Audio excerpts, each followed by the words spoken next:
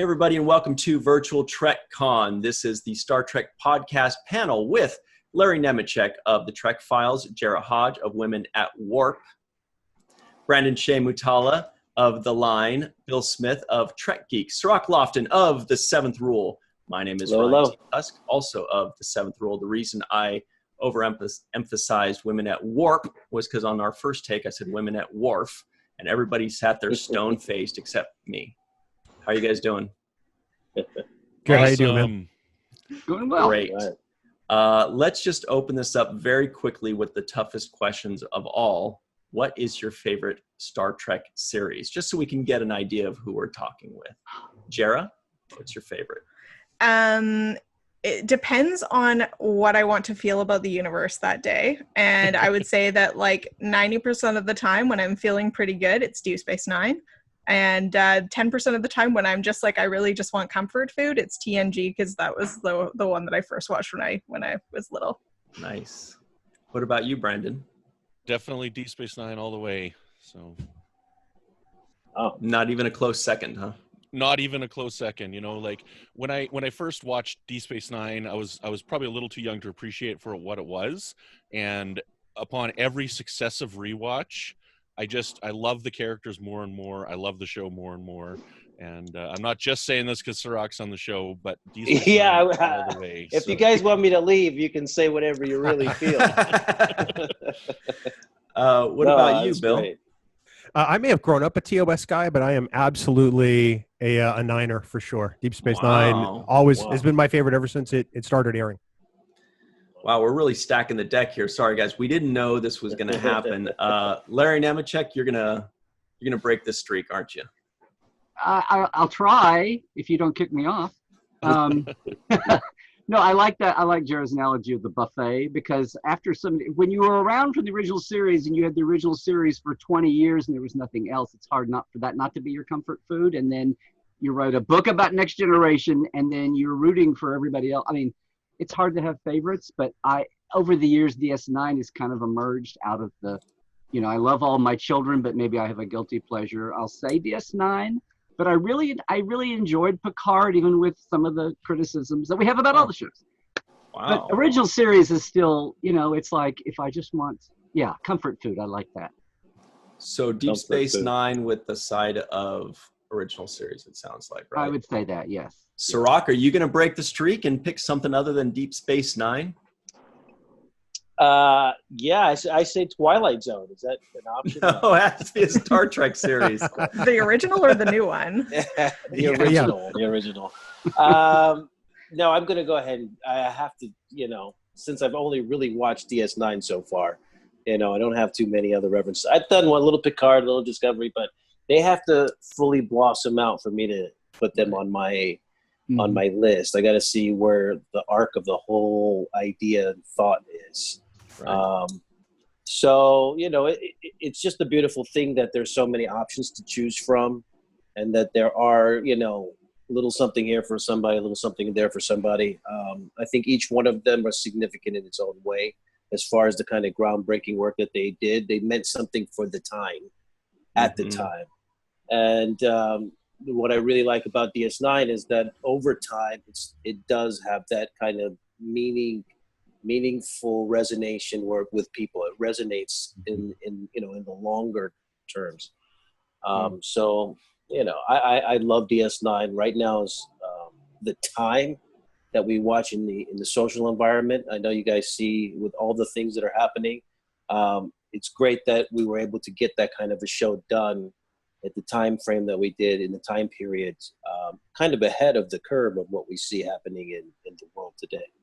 Always way ahead of the curve. We keep noticing that. Yeah. I got to show Ira one time here. So I got the Cardassian tattoo on my arm here. Yeah. And I got the Bajoran tattoo on the other arm there. So, and you always keep them apart, right?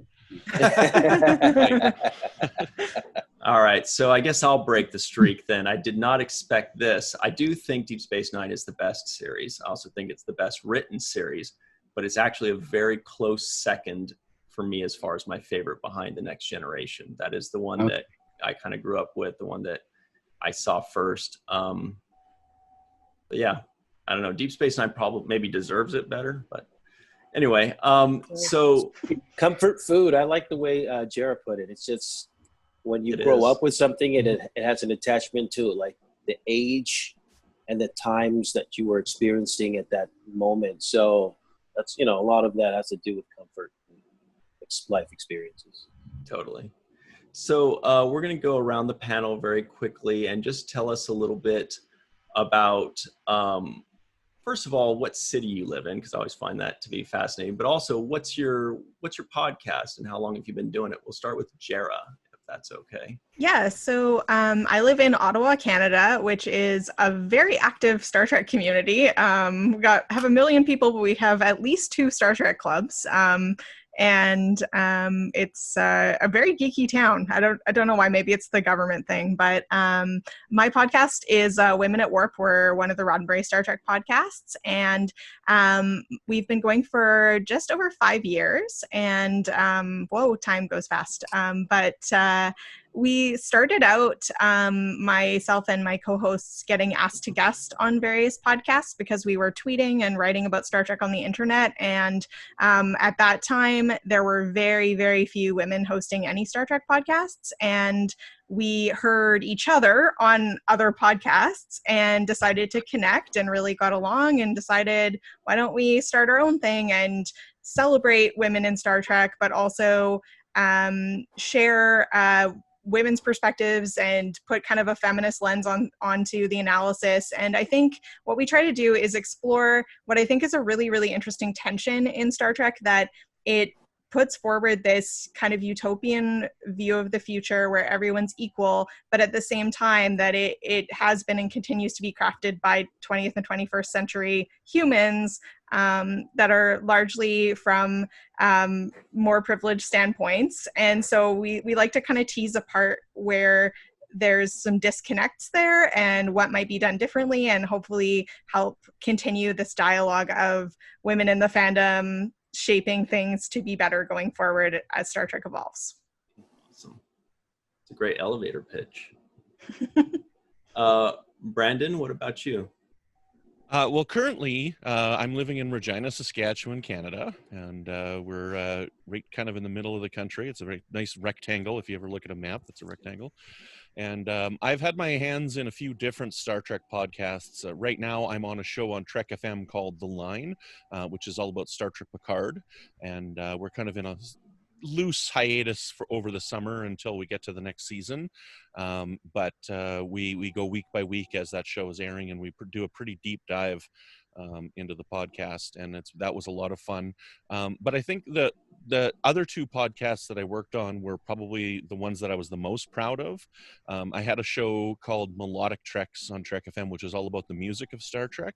Cool. And I got to do a lot of really great interviews with composers and record label producers and stuff like that, and it was really neat to get some of the behind the scenes on music. And right out of the gate, I had an interview with Ron Jones, who did some of the classic music for Next Generation. But then also I worked on a show called Warp 5 for Trek FM for about 110 episodes, and that was all about Star Trek Enterprise. Right. And I had some really great interviews with some of the guest stars on the show, and it was a whole heck of a lot of fun, and we tried to bring as much love as we could to Enterprise, because I think it's a very underappreciated show, but it's nice to see that it's starting to get a good solid fan base now that we've had, it's streaming on Netflix and stuff for a couple of years. So those were all on Trek FM. Got it. That's really cool. When you said the Warp 5, I think we could kind of guess that's got to be Enterprise. That's really cool. And yeah, Enterprise is totally underrated. What about you, Mr. Bill Smith? Let's see, I'm in Merrimack, New Hampshire, and I've pretty much lived in New Hampshire most of my life. Trek Geeks was actually born about 5 years ago or so. It's Star Trek through the lens of a 25-year friendship with my good friend Dan Davidson. And it's interesting, we started talking about doing the podcast 6 years ago this weekend. And I went to him and said, hey, we always laugh so much and we talk a lot of Star Trek. Would you ever want to do a podcast? And he said in this order, no, what's a podcast? And that's exactly how Trek Geeks was born. Since then, we started our own podcast network. We now have 7 shows with 8, 9, and 10 coming before the end of 2020. We never expected to be anything more than two idiots talking about Star Trek, but yet here we are. I think it's a testament to what Star Trek means in our lives and in our fandoms, and all because I asked Dan a question he had no idea how to answer. Nice. Nice. Cirroc, that kind of sounds similar to our story of the no wait. It's pretty amazing. Actually, we'll just go to you then next, Cirroc. The seventh rule. Tell us about it for a second. Well, the seventh rule was, for me, it started as a phone call from Aaron Eisenberg, and he just basically reached out to me. He said, "Hey, how you doing? Would you like to do a podcast?" And did you say no? What's a podcast? Yeah. Well, I knew what a podcast was, but I just didn't really want to do a podcast at the time, and I didn't think it would be interesting for us to be doing it. I didn't see the appeal. I didn't understand why people would want to hear about these things and these stories. But Aaron and I have a really good rapport, and had a great conversational relationship. So we were able to talk, and things came easy for us. It wasn't really like pulling teeth. So that was the thing that really appealed to me, was the fact that I'd be able to work with him. And then it became a little bit even more interesting to, start thinking about Star Trek again and get back in touch with my fans and the people that support me and the community that really loves the franchise. So I started to look at it through that lens, and he really kind of bent my elbow and decided, hey, I'll give it a try. He really sold it to me as, you'll just be 30 minutes one day of every 2 weeks. And I was like, oh, okay, that's all. Okay, sure, no problem. That didn't turn out to be the case, but I have loved the journey, and Ryan and I have continued the legacy that Aaron started, and it's been a real pleasure working with Ryan, and it was great to honor Aaron and his memory and his legacy. Yeah, Aaron was a pretty aggressive guy when he had an idea, right? He's like, it'll be 40 seconds out of your month. What's the big deal? Yeah. Just whatever. You don't have to do anything. Yeah, just chew gum, whatever. What about you, Larry? Tell us about your podcast, parenthetically with an S. Yeah, you're going to make me follow Cirroc. Okay. No, the Trek Files is, this is kind of blooming. That's the one I should say the most about, though. That's on the Roddenberry Network, same as Women at Warp. And what's odd is, I think I was at a convention in Phoenix the first time I heard the word podcast, and I was like, well, that's interesting. So you record things that people download, okay, and listen to. And I don't know, it struck me a lot like the Crystal Set hobby radio people, in the 20s. And then within 10 years, there was network radio, and then there was network TV. And I thought, okay, well, this may lead somewhere, but it's fine. And then 5-10 years later, Chris Jones started the Trek FM network, asked me to come on. Because, the Star Trek world had blown up. There was nothing, we were in the fallow times. There was no Star Trek. Everything I used to work on had blown up, and the digital revolution was coming. And I was trying to figure out what life was about. And I was like, okay, fine, sure, I'll go talk Star Trek. That's easy. And after about 2 or 3 years of being a guest occasionally, he said, the episodes with you are the ones that are most downloaded. And I was like, okay, I should take this information and do something with it. But I was in no shape to do the tech and produce, So I said, for right now, I will just keep being a guest. And that was like the ancient days of podcasts. So that was actually when there were more fan films than podcasts. And now it's, wow. Taken over. I know. Now this is so funny. There's like a new podcast every week now, and the bar is going up, which is great. But I feel like it's 2015 in fan film world when they were announcing a new fan film every week. But I said I'll do my own podcast when I can do something that's really new and different and not just the same old. And I thought someday there'll be video podcasts, and I should maybe do that. That'll be something. So anyway, but in the middle of trying to get to that point, Rod came to me and John Champion and said, Rod has this idea to get his dad's papers out more than them just sitting in a library. why don't we animate that as a podcast and have guests on? And I said, cool. And they said, we want you to do it. So I didn't, they came to me while I was busy trying to think of what else to do.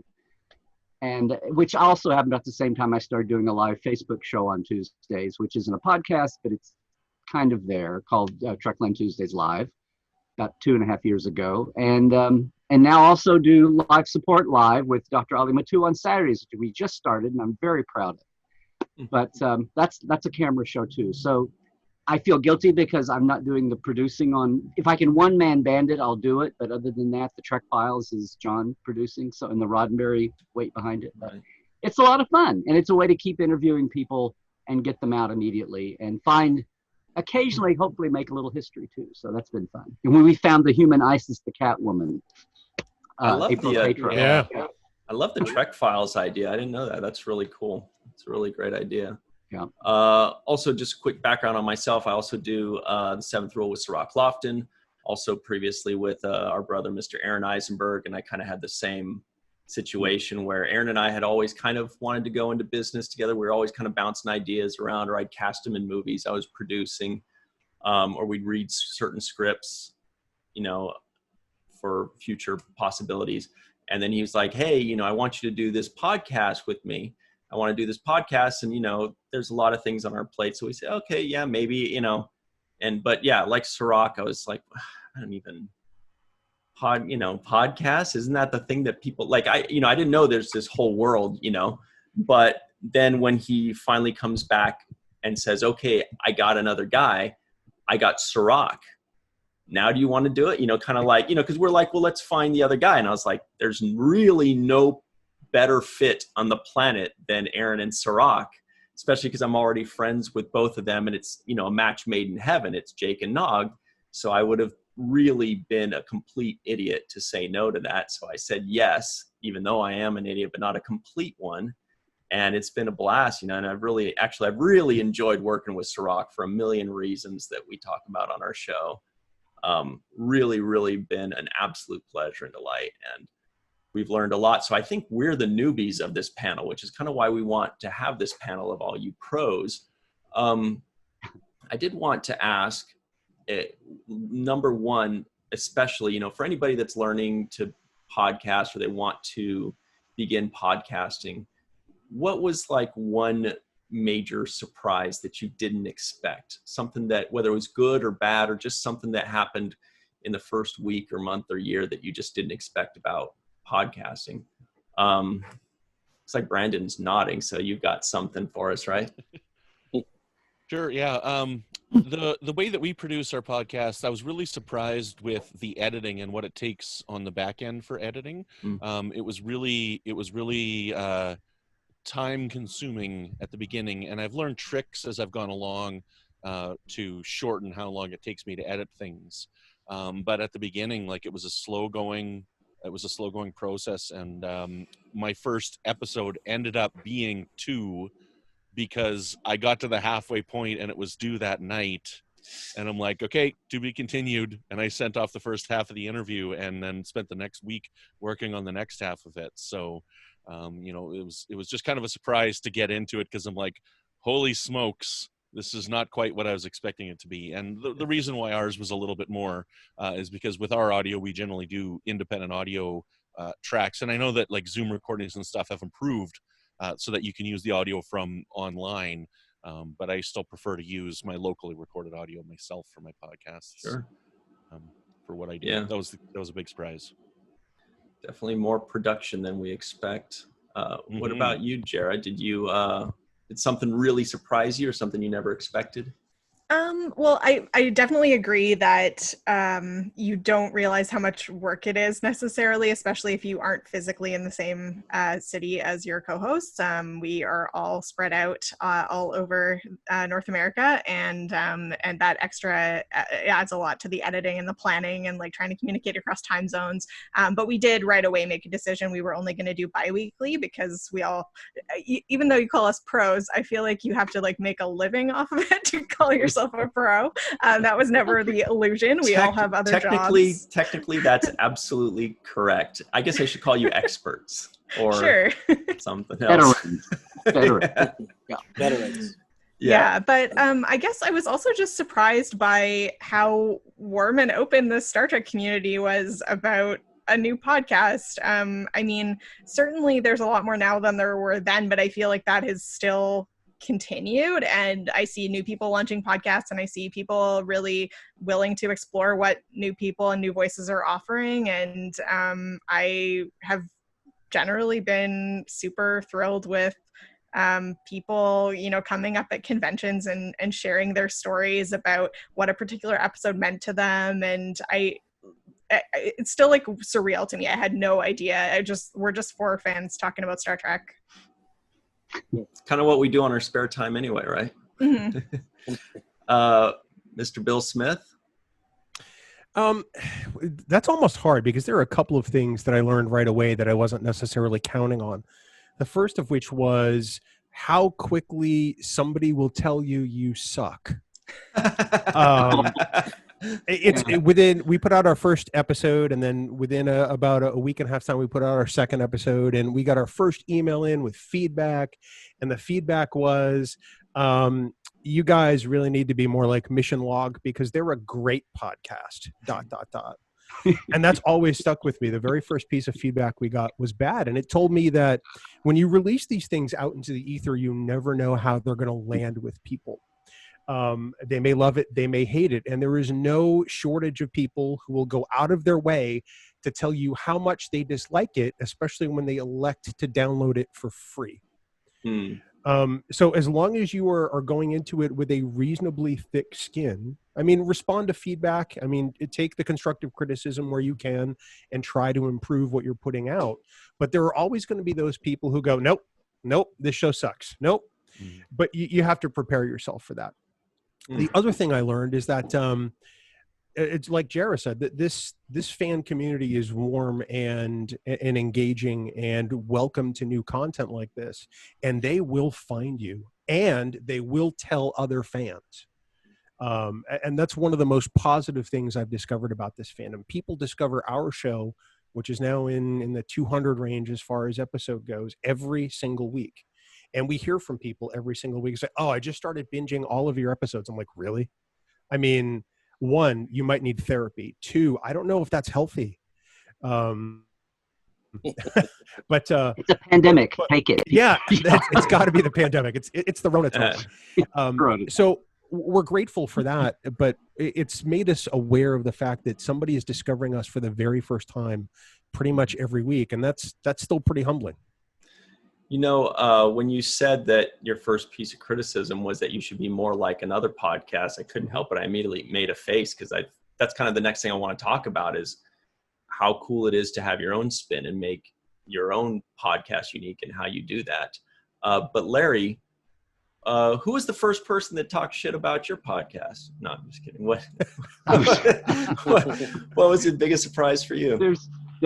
I just want to tell Bill something, because the way I always think about Trek Geeks is kind of like you are the AM sports talk radio of podcast kind of bit. And I just going to say that's kind of pioneering it. Although there's all kinds of flavors and tones out there.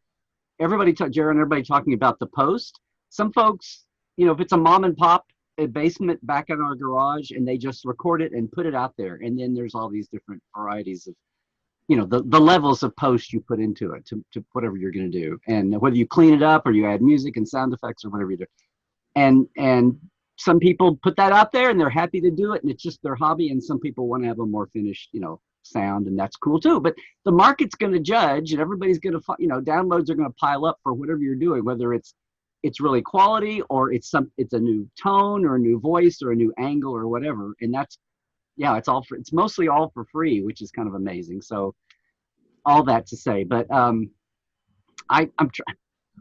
What I get a lot of times is people, the way we used to do on Communicator, when I edited the Communicator magazine, we'd be at a convention or something, and I'd say, oh, hi, and oh yeah, I love the Trek Files, or fill in the blank.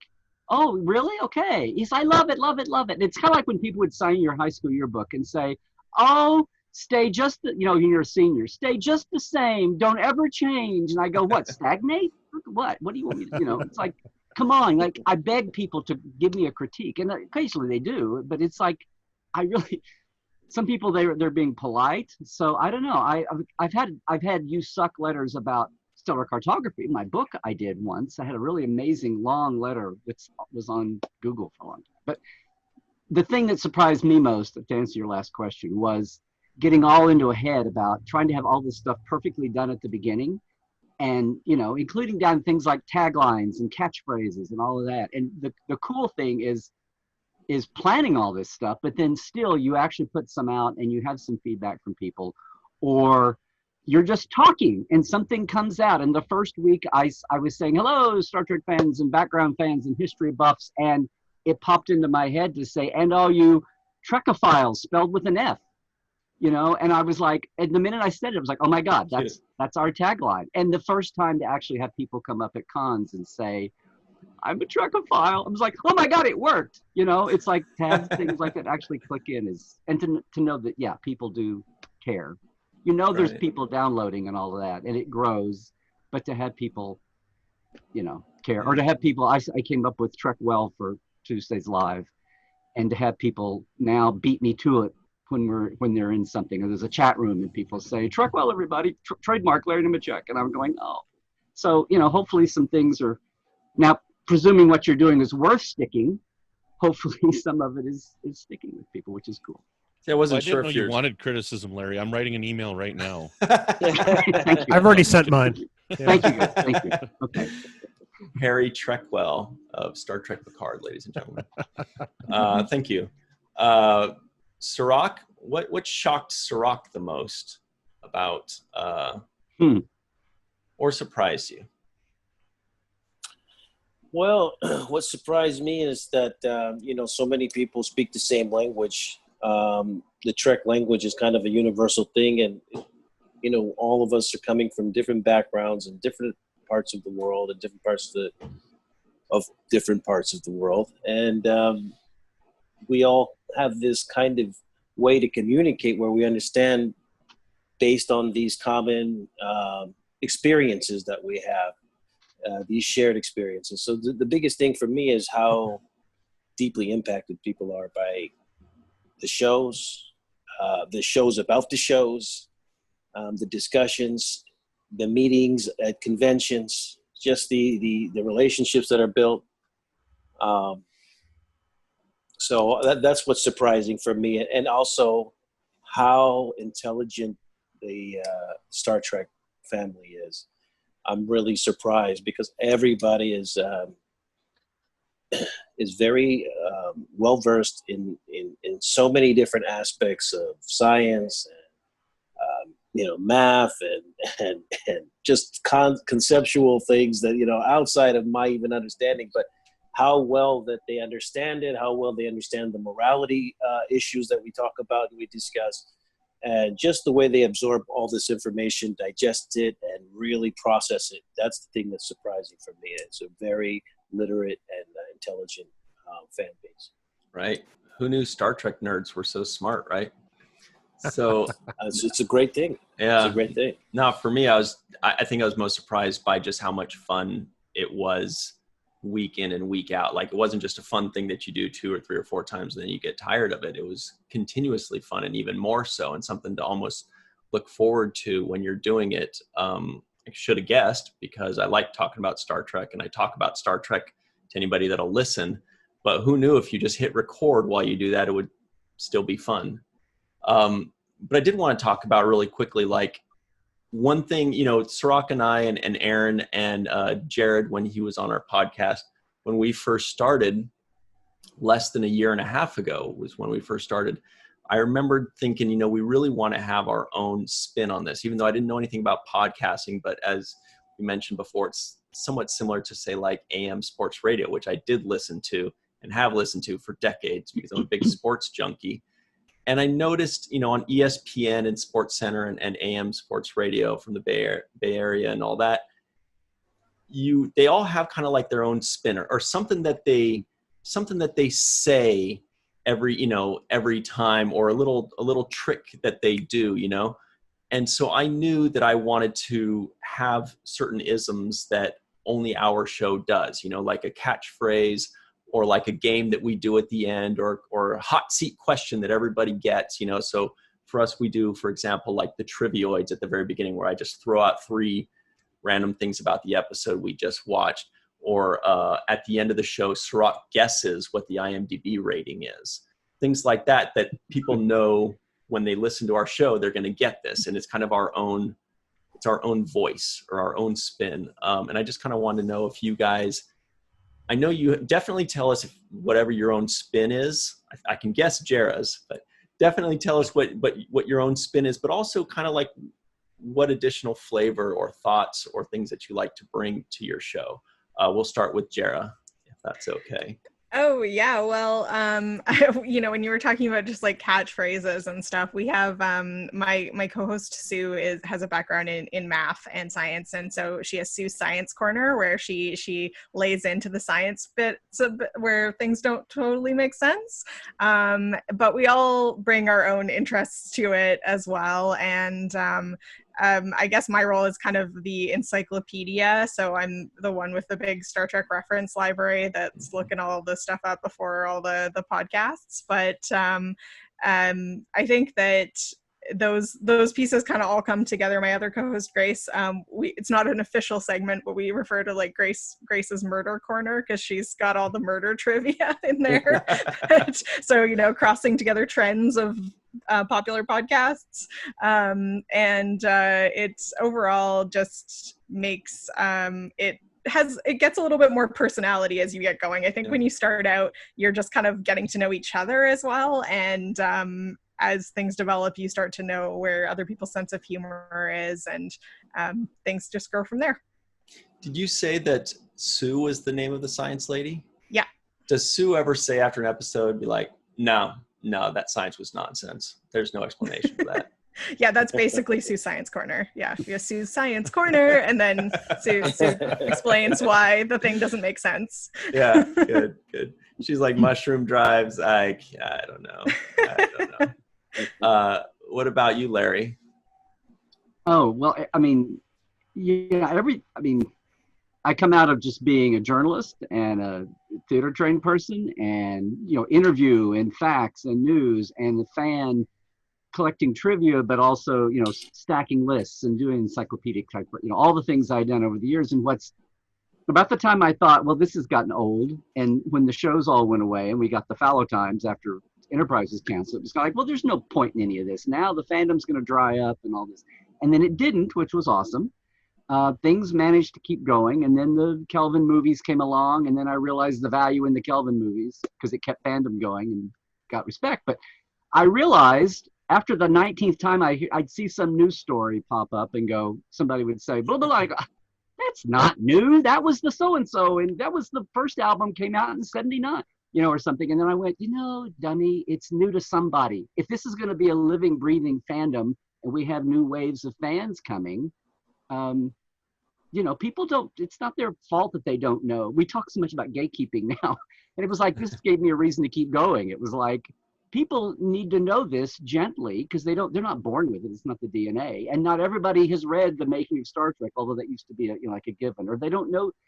So a lot of it was more like, let's try to connect some dots for people and take a big picture and stand back. And I kind of use that in some of my taglines for especially on Tuesdays Live. But the Trek Files is all about that. It's pulling out, this is not just cool because it's dusty history. It's an old piece of faded paper in one of Gene's folders somewhere. Let's make it relevant to today. And whether it was to Gene or from Gene or somebody in the orbit, you know, on the Trek Files, it's like, let's make it relevant for today. But that's really what I try to do with everything, is take the context. And I mean, my personal hero is Will Rogers, and he's a 20s, 30s, you know, pioneer in a lot of things that deserves to be remembered. And I docent over at his house. If you're ever in LA, everybody come, I will give you a backstage tour of the ranch house. But did you say I dose over at his house? I docent over. I am a docent. I was like, all right, let's hear more about this. Stopping me. The reason I love him, yeah. And I didn't say I dox, I said I docent. No, the reason I love that is because it's like the things that are, I think, as we are finding out the last few years, there is so much history that has been lost, stolen, or strayed. And some of it's, you know, very, you know, naive stuff. And some of it's very oh, I wish I had known this. I just had a Juneteenth moment this week where I finally found out what Juneteenth was. But, you know, so much of history is not boring. I'm mad at teachers that made it boring dates and names to memorize for tests, when history is, it's like a security blanket. It's like, you know, when something is scary right now, it's like, guys, we've actually been through this before in a certain way, or we knew this and we forgot it, or we knew it was buried, or, you know, whatever. And that's a macro. In a micro way, that's what I enjoy doing. Right. Star Trek, yeah. Brandon, what's your spin for your show, and what kind of little bits do you add to make your show unique? I try and bring a little bit of humor to my podcast. You know, like I'll throw like a non sequitur out there that usually tries and breaks up, you know, the monotony of talking Star Trek. And I sometimes go off the rails with that. But I think the thing that I brought to one of my podcasts the most that I was really proud of ended up being some of our least downloaded episodes on Warp 5. And I'm a big film fan. And one really cool thing about Star Trek Enterprise is that they were always watching movies on the rec deck, right? So it took us a long time to go through them, but we went through every movie that they talked about on the show, and we did a podcast on those movies. And we didn't really tie it into Star Trek. We just talked about the movies as movie fans who would go to see a movie, and then you'd catch a slice of pizza afterwards and just talk about the movie. And so I think there's about 13 or 14 movies that we ended up going through. One of them was the pilot episode for Kung Fu, The Legend Continues, and because they watched a Kung Fu episode in an episode once. And then because of that, we ended up having this reoccurring joke that my co-host Patrick had never seen Spaceballs. And then so as our second last episode of Warp 5, we did an extra movie night on Spaceballs. And, you know, so it kind of brought that to it, and which ended up with nothing to do with the show at all. But I really enjoyed bringing that to Warp 5 because it was one of the cool things that they had for that series. And they were our least downloaded episodes. Like they were quite a bit less than the rest, but I did them for me, you know, and it was, there we go. Yeah, there we go. Pizza the Hut. I love it. So I was happy to bring that to it because the people that did enjoy it really enjoyed it, you know, so I thought that was pretty cool. Yeah, for sure. Bill, same question to you. This is Pizza the Hut for everybody that doesn't know, but everybody here knows. Pizza the Hut, you're delicious, or whatever. With Trek Geeks, Larry actually wasn't far off. Trek Geeks is actually patterned after afternoon drive radio. And it is predictable in that it is specifically segmented. Those segments, although not timed, do fall within specific time limits. Which I don't necessarily keep a clock going, but I know pretty much how long they're going to be, and I know we need to wrap it up. But then it also, because it's called Trek Geeks, it has to be a little bit about Dan and I. So, I mean, we trade insults for a good chunk of the show in between talking about Star Trek. But at the end of every episode, there is anywhere between a 5 and 10 minute outtake of our, off podcast discussion that specifically is about Dan and me. It allows the listeners to peek behind the curtain a little bit and understand who we are as people. Plus, it also rounds out the framework of our friendship because we have known each other for so long. So we knew that it had to be an experience where people not only got Star Trek discussion, because there are hundreds of Star Trek podcasts, if not thousands, but there had to be something different which made it about us. And that's really the thing that kind of separated it in our minds. Yeah. Cirroc, what do you bring that's unique? I already covered kind of what we do differently on our show, but you personally, what do you like to bring? Oh, I like to bring my little drawings that I make while I'm watching the episodes. My little doodles. They're so good. Sometimes they're good, sometimes they're not. But I don't know. It just makes me feel like I'm really a part of it when I start drawing the things that I like. See, last week they debuted the Defiant on the episode we were watching. And I just did through it. You're gonna pull it up. I did my little rough. It's a very rough sketch. It's actually no details at all. But it was my first time drawing a little Defiant. So there he is. Oh, nice. There he is. Nice. So it's fun for me to just kind of like get involved with the story and do my little kid drawings, it actually brings me back to my youth when I did a lot of drawing, and I don't now draw as much as I used to. And watching the episodes now allows me to either, draw a lot of wardrobe, which you see that I'm always making observations about wardrobe and, clothing styles and the background sets. Right. So those are the things that I really kind of like to pay attention to, because I realize the genius behind all the levels of the production that goes into the shows. All the actors get a lot of credit, the writers get a lot of credit, but I mean, everybody who's involved really comes with their A game and brings so much. And so that's why I'm really appreciative about paying attention to those details and acknowledging everybody's role. Did you doodle during the filming? Did you back in the day? Yeah, I did a lot of doodling. Do you have them? Yes, I have them. Some of them my mom has. Wow, good question. She frames a lot of that stuff, and you should do yeah. something with that. Yeah. Yeah. I grew up Star with Trek a really fans would good eat artist. that up.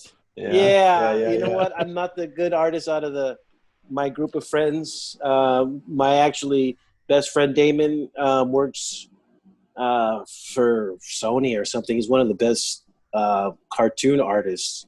Worked on Batman and Spawn and all these cartoons, and he's like pretty amazing. And so he was the guy that I was his understudy. He would do all the drawing, and I would try to keep up with him. And I wasn't as good, but I would do, I would learn. And so I've always had a little passion for art and for drawing, and right. Wardrobe.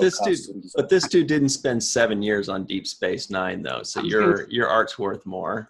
And this is Cirroc Lofton. Yeah. Well, he's a professional artist, so I got to give him a little bit more credit than that.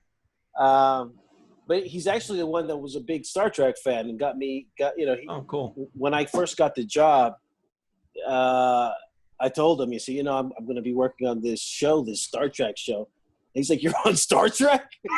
And I'm like, "Yeah, what is it about?" He's like, "Are you serious?" And then he started, giving me the whole rundown on Next Generation and Marina Sirtis, who, he had a crush on, so he passed that on to me. And so he was giving me all the rundown and the feedback. So he was really one of my,